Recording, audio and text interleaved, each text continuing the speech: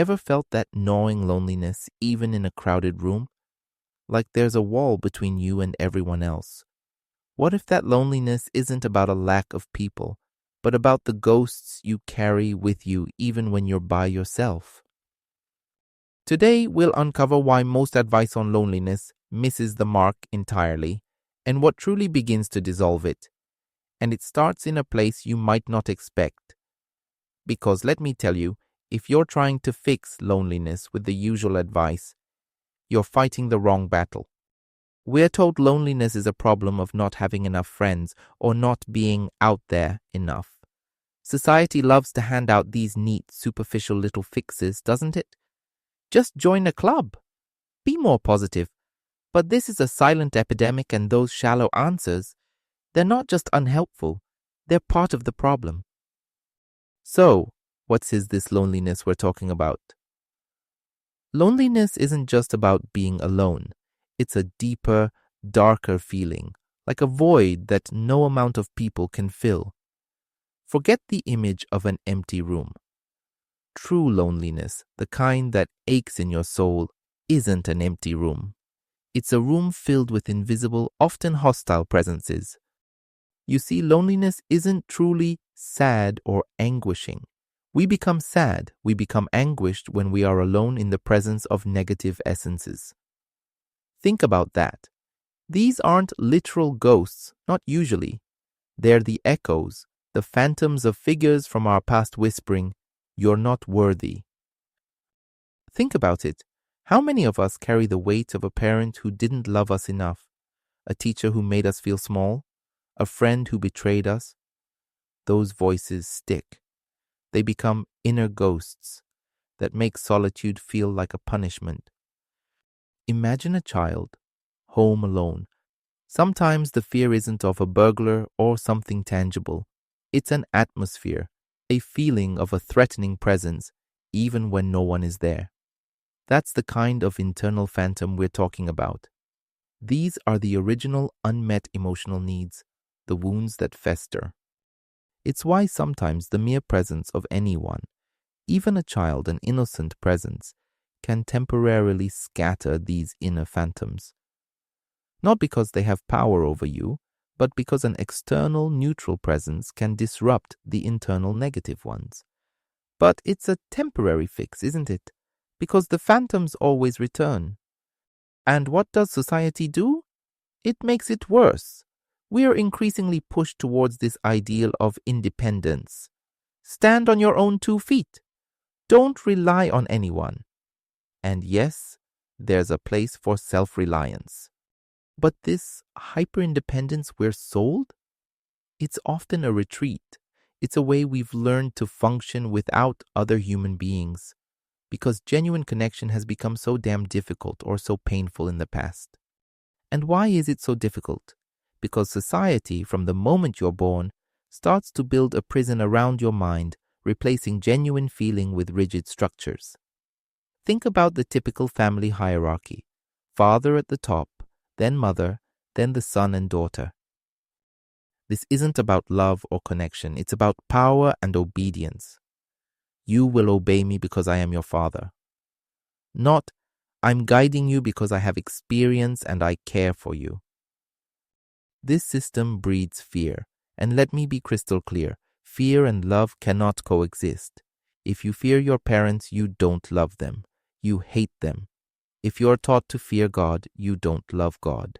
You hate God.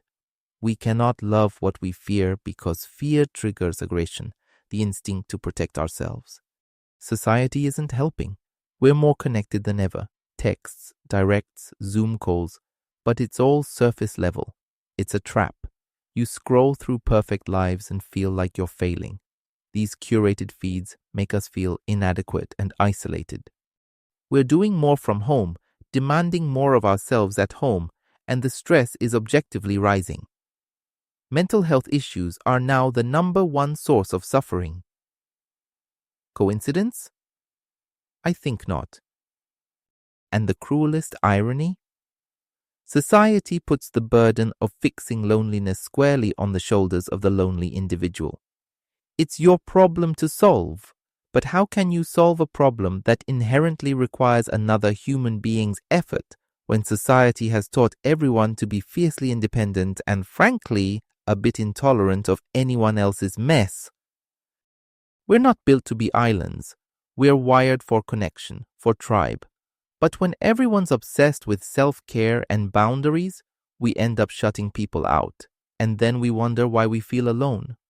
Here's the cynical truth. Society profits off your loneliness.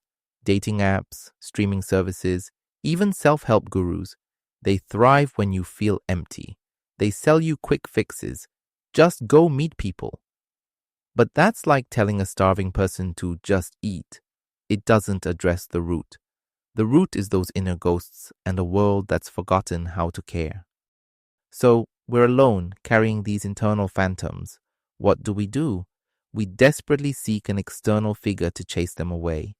And here's where it gets truly tragic. Often, unconsciously, we are drawn to people who mirror, in some way, those original negative figures. Why? Because, believe it or not, sometimes that new, malevolent partner, that difficult friend, is still perceived by our wounded inner self as less evil than the deeply hidden phantom within us. We might choose companions, husbands, lovers who attack us, who belittle us, who make us miserable, and we tolerate it. We tell ourselves we love them, but it's not love. You cannot truly love someone who mistreats you. It's dependency.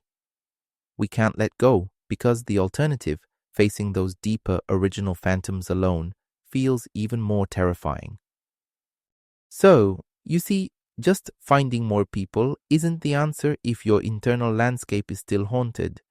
You'll just keep recreating the same painful dynamics because your past trauma are calling the shots. So, how do we break free? I'm not here to sell you fluffy advice like join a club. Let's dig deeper, inspired by the raw truth of confronting those inner ghosts and the wisdom from our sources. Here are some advices to face loneliness head on. Face your inner ghosts. Loneliness isn't about the absence of people. It's about the presence of pain. Those ghosts from your past, they're not real. They're echoes. Start by naming them. Grab a journal and write. What's making me feel unworthy? Maybe it's a parent who never hugged you.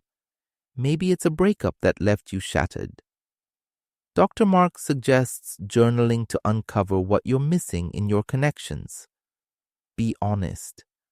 Cry if you need to. This is about seeing the ghosts for what they are, lies you've carried too long. Build real connections, not band-aids. When you're lonely, reaching out for your own sake is often a disaster. Anxiety skyrockets. You overanalyze everything.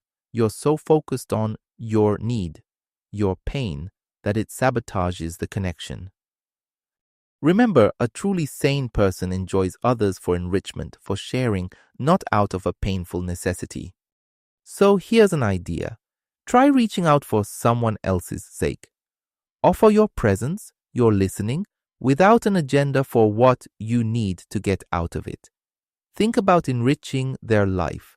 This isn't about becoming a doormat. It's about breaking that cycle of self-preoccupation driven by your inner pain. For example, my friend Lisa was drowning in loneliness. She started volunteering at a local shelter just to help others feel less alone. Guess what? She found a community that became her family. Those internal phantoms? They're usually incredibly harsh critics. You can't fight them with more self-criticism. You need to start treating yourself with the same kindness and understanding you might offer a friend who's suffering. Feeling lonely doesn't mean there's something fundamentally wrong with you. It means you're human. It means you've been carrying these inner burdens, these echoes of past pain. And the ultimate self-compassion, it's that deep self-understanding. Because as I truly believe, the person who comprehends themselves, who truly knows themselves, is never, ever truly alone. They have found the best company within. So, loneliness isn't an absence, is it? It's a painful, crowded presence within. Society, with its relentless pressures and superficial solutions, often just tightens the screws. The real journey out of this chronic ache is inward. It's about bravely facing, understanding, and ultimately disarming those internal phantoms.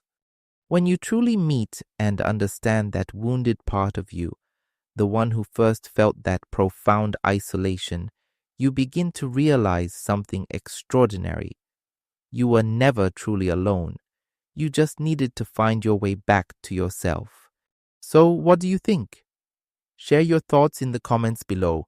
Let's create a space for real understanding here and help each other. If you found value in this video, please give it a like and subscribe for more content that truly shape our lives. Thank you for joining me. See you next time.